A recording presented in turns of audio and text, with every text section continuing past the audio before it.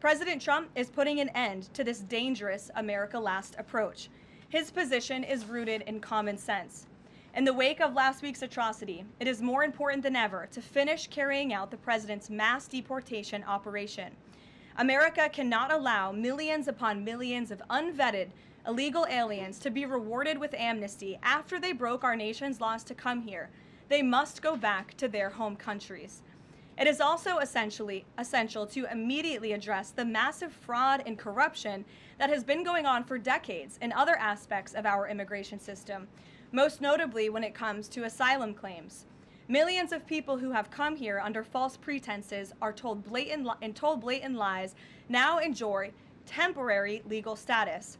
President Trump is ending this scam as well, and I would point out that the Democrats have tried to block this administration from doing so at every turn with lawsuit after lawsuit.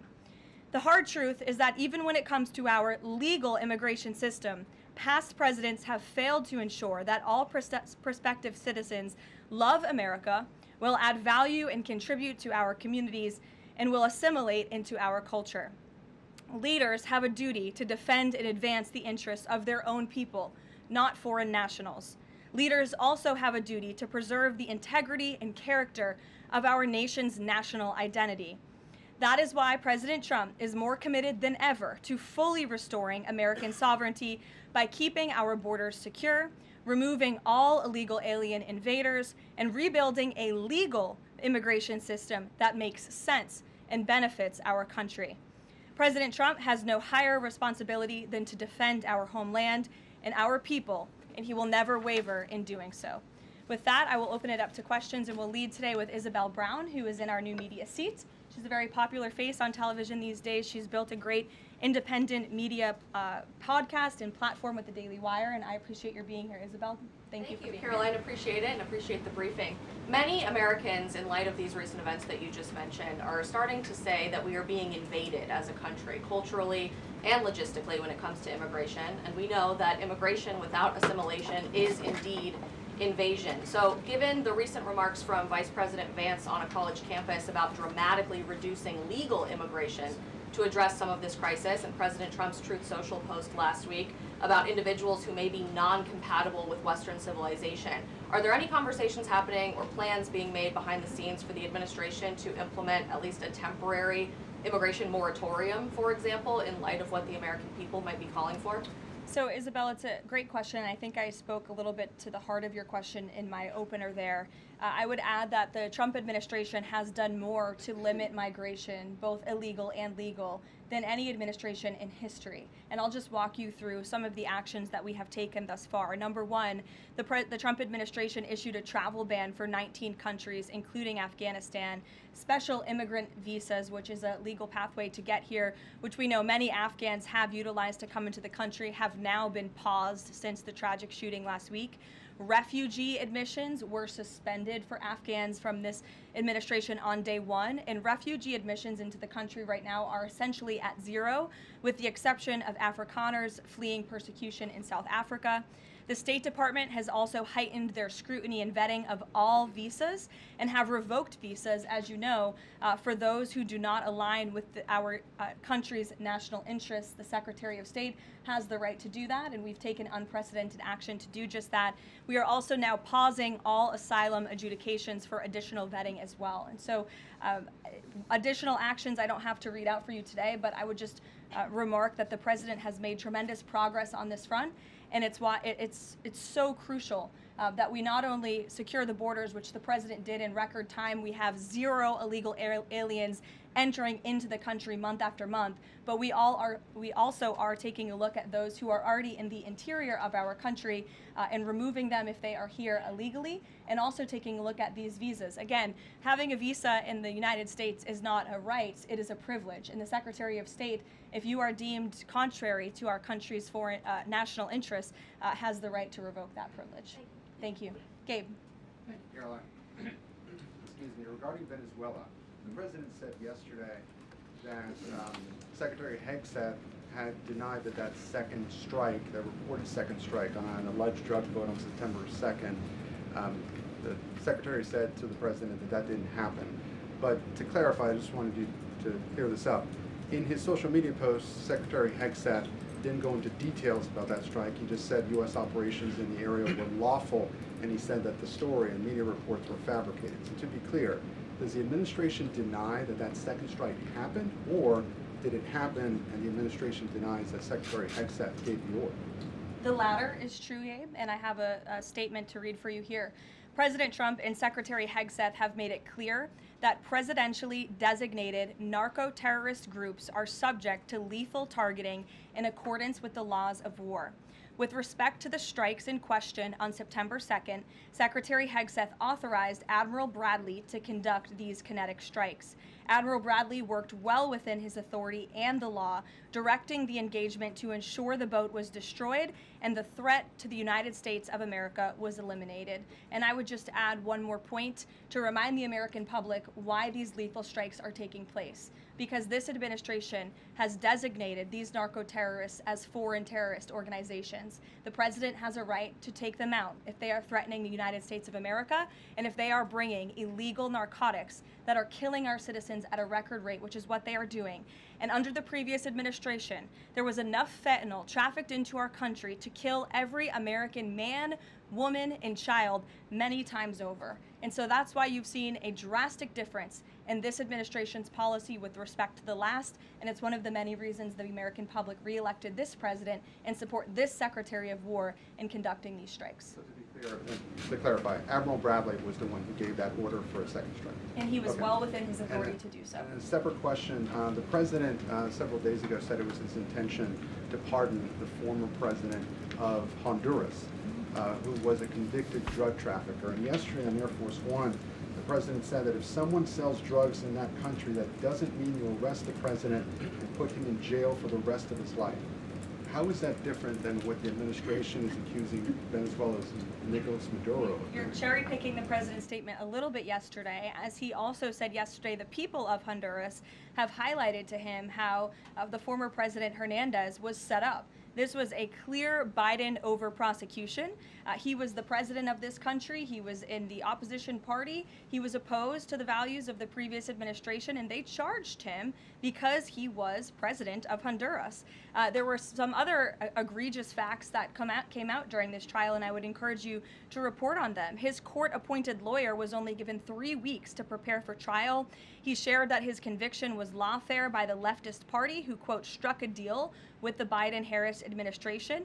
Hernandez has highlighted there was virtually no independent evidence presented, and many of his conviction was based on testimony from many admitted criminals who hoped that cooperating would reduce their own penalties. So the president heard the concerns from many people, as he does, and he's, of course, within his constitutional authority to sign clemency for whomever he deems worthy of that. Jackie. Thank you, Caroline.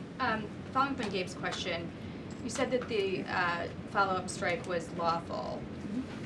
What law is it that allows no survivors? The strike conducted on September 2nd was conducted in self-defense to protect Americans in vital United States interests. The strike was conducted in international waters and in accordance with the law of armed conflict. And then on this pardon for the Honduran president, does it at all undercut the administration's messaging while you have these congressional Republicans defending the strikes on the narco-terrorists and then a pardon for a convicted drug trafficker? Does that make it more difficult for your members to defend your administration's policy? I don't think so, Jackie. I think that President Trump has been quite clear in his defense of the United States homeland to stop these illegal narcotics from coming to our borders, whether that's by land or by sea. And he's also made it quite clear that he wants to correct the wrongs of the weaponized Justice Department under the previous administration. And Ouija, I'll call on you because I think we're wearing matching blazers today. I was going to Great compliment minds. yours. Thank you, Caroline. Sure. So just to be clear, to clarify on Jackie and Gabe, did Admiral Bradley order that second strike because there were still survivors after the initial strike? Again, as I read for you, Admiral Bradley worked well within his authority in the law. He directed the engagement to ensure the boat was destroyed and the threat of narco-terrorists to the United States was completely eliminated. So was the initial order from Secretary Hegseth, everyone be killed, and did that come from President Trump? I saw that quoted in a Washington Post story. I would reject that the Secretary of War ever said that. However, the President has made it quite clear that if narco-terrorists, again, are trafficking illegal drugs towards the United States, he has the authority to kill them, and that's what this administration is doing. And can I Danny? follow up on the MRI, because President Trump yesterday said that he would release the results of his MRI. Is that happening right now? It is happening right now. As part of, and this is a summary from the President's physician, and we will release it right now. I think my team has it teed up for all of you. I'll read it for you, and then you'll get it physically as well. As part of President Trump's comprehensive executive physical, advanced imaging was performed because men in his age group benefit from a thorough evaluation of cardiovascular and abdominal health. The purpose of this imaging is preventative, to identify any issues early, confirm overall health, and ensure the President maintains long-term vitality and function. President Trump's cardiovascular imaging was perfectly normal. No evidence of arterial narrowing impairing blood flow or abnormalities in the heart or major vessels. The heart chambers are normal in size, the vessel walls appear smooth and healthy, and there are no signs of inflammation or clotting. Overall, his cardiovascular system shows excellent health. His abdominal imaging is also perfectly normal. All major organs appear very healthy and well perfused. Everything evaluated is functioning within normal limits with no acute or chronic concerns. In summary, this level of detailed assessment is standard for an executive physical at President Trump's age and confirms that he remains in excellent overall health. Again, we will provide that to you. I think that's quite a bit of detail, and in the effort of transparency, the President promised it last night, and we have delivered today. So there you go. Danny. Thanks, Karoline. Just going back to Venezuela, can you confirm that President Trump is going to be hosting a meeting of his national security team in the Oval Office today on Venezuela? And what are they going to discuss? Are they hoping to reach a kind of final decision on that? Out of the effort of transparency, I will confirm that the President will be meeting with his national security team on this subject and on many matters. He meets with his national security team quite often. He's the commander-in-chief. It's part of his responsibility to ensure that peace is ongoing throughout the world. I'm definitely not going to detail the specifics of a meeting between the President and his national security team that's taking place in the Oval Office, but I'm happy to confirm that meeting is taking place for you. Can you tell us, is there still, what's the position on whether US troops on the ground is a possibility there? Is that, I know you've answered that before, but what's the current operative in Venezuela? I think my previous answer stands. There's many options at the President's disposal that are on the table, and I'll let him speak on those. Ed. The U.S. announced a trade framework deal with the United Kingdom on pharmaceuticals, where they will pay 25% more, and the savings theoretically will go back to American consumers. What guarantees are in that savings will in fact go back to the American consumer and not be sucked up by the company? I'm going to be honest with you, Ed. I'll get you the answer to that question after the briefing. So the American Rescue Plan, Sure. funded a number of universal income. Kush will get you that answer, right, Kush? My trade guy over here.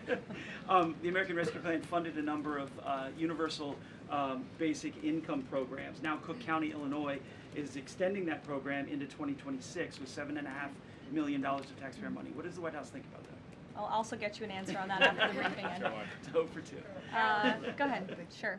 And then in the interest of transparency, does the White House support releasing the Department of Defense's video of those September 2nd strikes on those military boats? And also, separate topic on presidential pardon power. Why did the president commute the sentence of David Gentile recently? He was a private equity executive. He served 12 days out of a 7-year sentence. Prosecutors said he defrauded $1.6 billion with thousands of victims, including veterans, farmers, teachers. Why was he pardoned? to your first question, that's definitely not a decision for me to make. I would defer you to the Department of War. It's also probably a decision for the president himself to make. As for your second question with respect to that pardon, he issued a commutation for Mr. Gentile, who's the former CEO and co-founder of GBP Capital Holdings. Unlike similar companies, GBP paid regular annualized distributions to its investors. In 2015, GBP disclosed to investors the possibility of using investor capital to pay some of these distributions rather than funding them from current operations. Even though this was disclosed to investors, the Biden Department of Justice claimed it was a Ponzi scheme. This claim was profoundly undercut by the fact that GBP had explicitly told investors what would happen. At trial, the government was unable to tie any supposedly fraudulent representations to Mr. Gentile. In short, again, this is another example that has been brought to the president's attention of a weaponization of justice from the previous administration, and therefore he signed this commutation. Statements, though, say that these people were defrauded. I just read you a very detailed summary of why the commutation was made. Sure. In the middle with the red tie. Thank you, Caroline. Okay, Andrew, go ahead, and then you. In wake of Congresswoman Marjorie Taylor Go ahead Greene's early resignation, reports last week indicated that other House Republicans might consider doing the same. Does the president have any concerns in light of those reports about other House Republicans potentially leaving early, as well as the other announced retirements that we saw in the last couple of days? Look, I think the president maintains very good relationships with the vast majority, maybe with the exception of one or two. I think many in this room know who I'm referring to.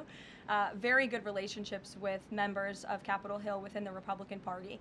And the president clearly is the unequivocal leader of the Republican Party. I think it was a recent CNN poll that actually showed that more than 90% of Republicans continue to support President Trump as the leader. So he maintains very good relations, as does his entire team here at the White House. And of course, we have a very slim margin in the House, and the president wants that to continue. Andrew, go ahead. For you, Sure. First, on the Venezuela strike, you said that second strike was in full accordance with the law of armed conflict, but the Navy's own manual of law of war says that specifically firing on survivors from a wrecked vessel is an example of a war crime that's forbidden under U.S. law and the law of armed conflict.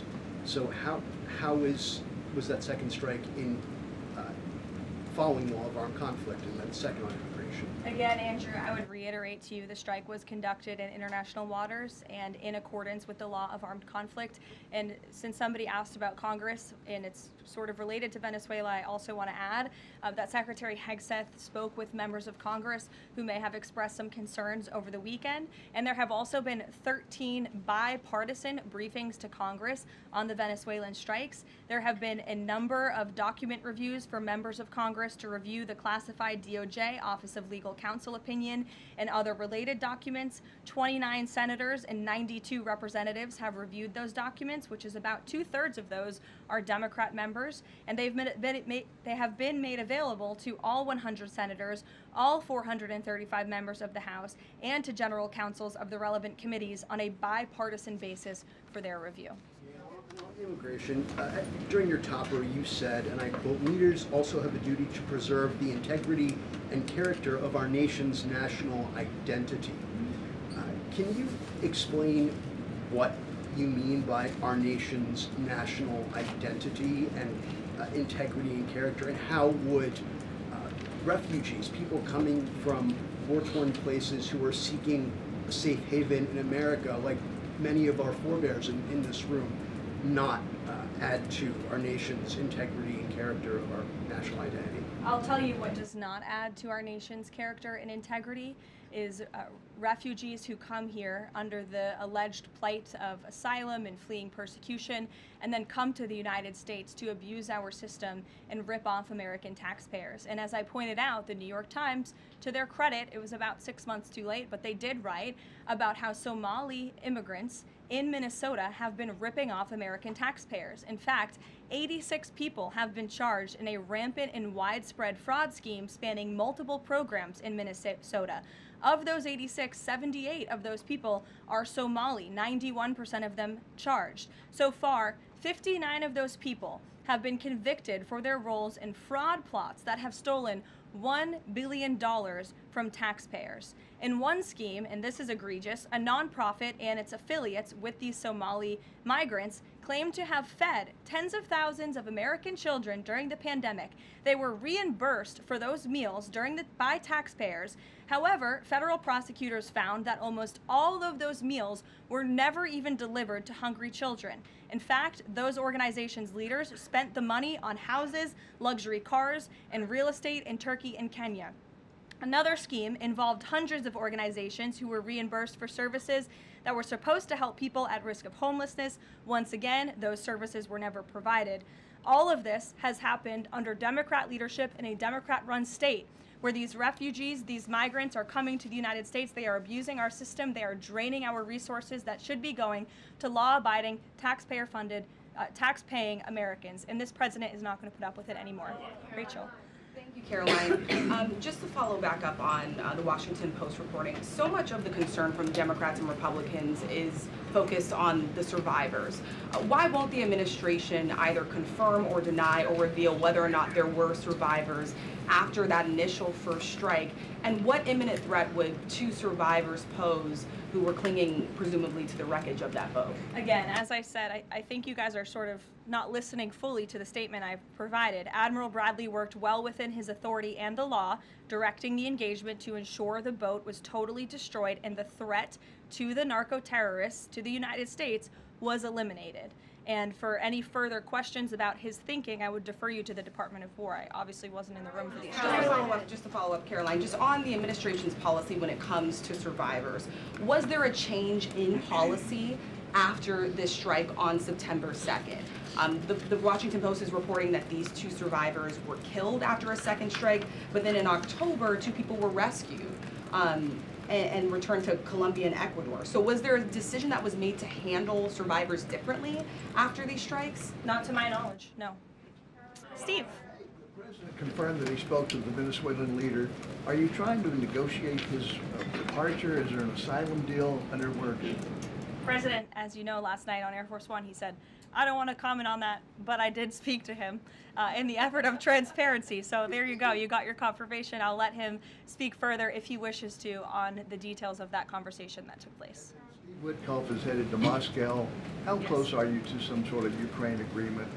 I think the administration feels very optimistic. Obviously, you've seen, Steve, that the president's entire team, including Special Envoy Witkoff and Secretary Rubio and the Vice President and the President himself, Secretary Hegseth as well, have been working so hard on this effort, and they all really want to see this war come to an end. And so just yesterday, Sunday, I believe that was yesterday, they had very good talks with the Ukrainians in Florida, and now, of course, Special Envoy Witkoff is on his way to Russia. This is sort of the shuttle diplomacy that you've seen from this administration play out, where we speak equally with both sides. We've put points on paper. Those points have been very much refined, but as for the details, I will let the negotiators negotiate, but we do feel quite good, and we're hopeful that this war can finally come to an end. Stephen. Thank you, Caroline. I've got a question about Ukraine and then a clarification about the immigration changes that are happening.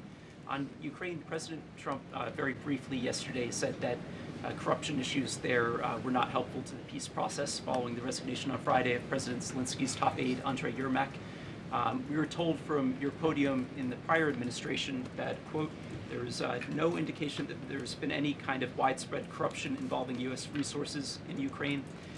What is the Trump administration's view of corruption issues in the wake of Yermak's resignation, and how is that impacting peace talks? Well, look, I think the president has made it quite clear, as he said last night, corruption is never helpful. And he does not want to see American tax dollars taken advantage of, which is why he has stopped the endless checks that were being written by the previous administration to fund this war. The United States is selling weapons to NATO that are being sent to Ukraine. That's a very different thing than the American people writing blank checks to a war effort very far away. It does not degrade the administration's determination to see this war come to an end, but I think it exemplifies the president's desire to always put the American people and the American taxpayer first. On immigration, you mentioned, or you emphasized that there would be a review of the Afghans who were resettled here under the previous administration. Yes. There's a lot of changes happening right now to asylum and to green card holders. What should the 2 million people with pending asylum claims, or the roughly 1 million people from the 18 other countries of concern, know about what's going on in the review? What's the status of all these other people? They're essentially paused for review, and the Department of Homeland Security is taking this very seriously, because we are not going to allow soldiers like we saw in American streets last week to be gunned down at the hands of these foreign nationals who had the privilege of coming to the United States of America. And unfortunately, this is not the only example of a dangerous Afghan who was let in by Joe Biden, who went on to harm the American people.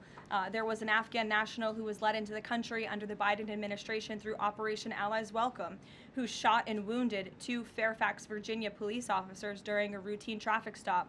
He was killed by return fire after declaring, quote, "I should have served with the explicitive Taliban." 2 Afghan nationals were given legal status by the Biden administration as well, who were arrested and prosecuted for plotting a terrorist attack in Oklahoma just before Election Day in 2024. We all remember that. They possessed hundreds of rounds of ammunition and had pledged their allegiance to ISIS. There was also an Afghan national who was on the terror watch list who was apprehended by Border Patrol in 2024, but then he was released into our country by the Biden administration. Again, let's just highlight the absurdity of that.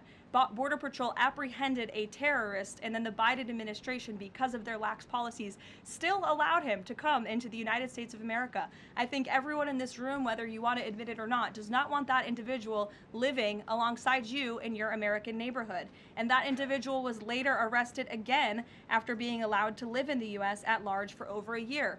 Another one, a criminal illegal alien from Afghanistan, was arrested by ICE in 2025, convicted of second-degree assault, was previously allowed to stay in the country by the Biden administration.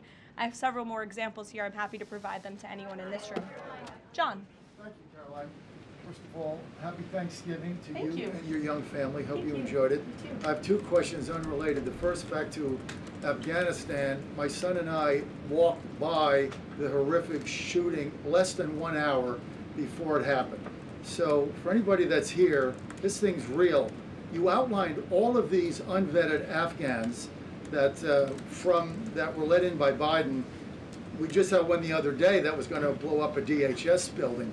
Can you be specific on what the Trump administration is doing now to re-vet those that are here so that we don't get a repeat of what we had Wednesday night? Sure. I can tell you 2 top-level things, and I would defer you to DHS for more of the specifics, as of course they are leading this effort, and I can assure you Secretary Noem is on the ball. I've spoken with her and her team, and they have an all-hands-on-deck effort to having resources go towards this. But we have paused all asylum adjudications, and then of course the special immigrant visas, which we know many Afghans utilize to come into the country under the Biden administration, have also now been paused. And I would just point out one more time that the Biden administration was responsible for the original sin that led to this tragic killing last week, the botched withdrawal from Afghanistan. He was responsible for Operation Allies Welcome, which is something that this White House and the people behind this podium in the last administration fully and wholeheartedly embraced. And they assured the American people there would be no risk or no harm to them. And as I just laid out for you in those many examples, that unfortunately and tragically has not turned out to be the truth. Just ask the families of these 2 brave National Guardsmen, one who is no longer with us and one who continues to fight for his life. So I know the president is wholeheartedly focused on this effort, and I think unfortunately these events do remind us why it's so important that the president's mass deportation operation continues. With that, Follow up. The White House today launched a new fake news portal, which I found interesting. What is your objective with that, ultimately? And are you going to name the news networks, and are you also going to name some of the correspondents, some which may be here today? Yes, we are. I'm glad you noticed. Much to the dismay of some of your colleagues in the room, John. And I think it goes to our original promise on day one to hold the media accountable, because unfortunately, and we deal with this all day, every day around here, there are so many fake stories that are unfortunately written that have inaccurate characterizations of meetings that took place, and it's all based on anonymous sourcing. And you know, the standard for journalism, unfortunately, has dropped to such a historic low in this country. And again, we deal with it every day, where you can have an anonymous source who has no idea what they're talking about, 0 credibility, call up a reporter in Washington and say, hey, I heard this, and then the next thing you know, it's on the front page of the New York Times. It's really incomprehensible. We appreciate the journalists, some of those who are in this room who do reach out for comment, who try to get things right, and there are some that remain. But overwhelmingly, the fake news that we see pumped out of this building on a day-to-day basis, it's honestly overwhelming to keep up with it all.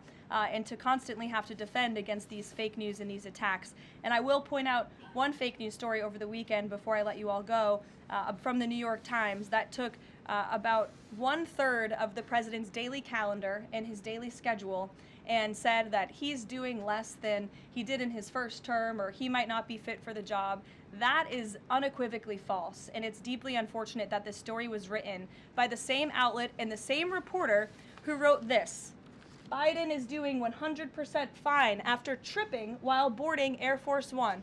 Oh, same outlet, same reporter who wrote that President Trump is not fit for the job. Are you kidding me? You all see him almost every single day. He is the most accessible president in history. He is taking meetings around the clock. Another one. Biden declared, quote, healthy and vigorous after his first presidential physical.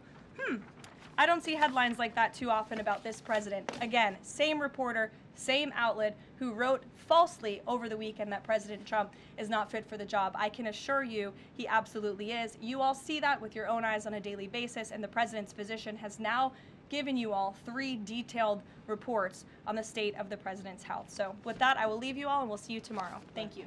Thank you, Caroline.